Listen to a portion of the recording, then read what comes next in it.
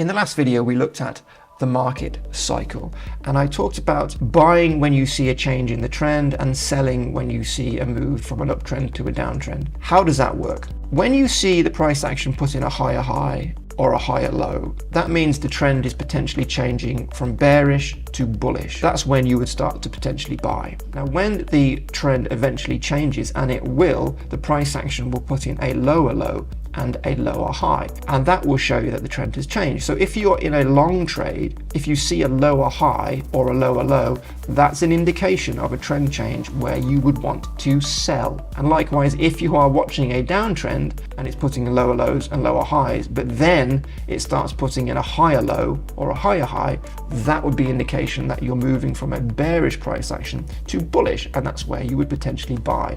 Here's an example of this. You can see the market cycle pattern here as a curve, bullish momentum, higher low, higher high, higher low, higher high, and then all of a sudden we put in a lower low. This is the turning point for a trade. You would be looking then to exit on the lower high, and then it will continue down. So if you're in a long trade, you'd ride this up, you'd wait for an indication of a trend change, which could be a lower high or a lower low, and then you'll sell. It's as simple as that. That's how it works. You should be using this basic information to improve your trades. It will help you know when to enter a trade, it will help you know when to exit a trade, and it will also make sure you're not taking unnecessary risks. A lot of traders will try and front run price action. So they will guess when the turning point is going to occur, and frequently it doesn't, and they get caught out. So it's very important to wait till you've got confirmation of a turning point. So the price action puts in a lower low, and then you would sell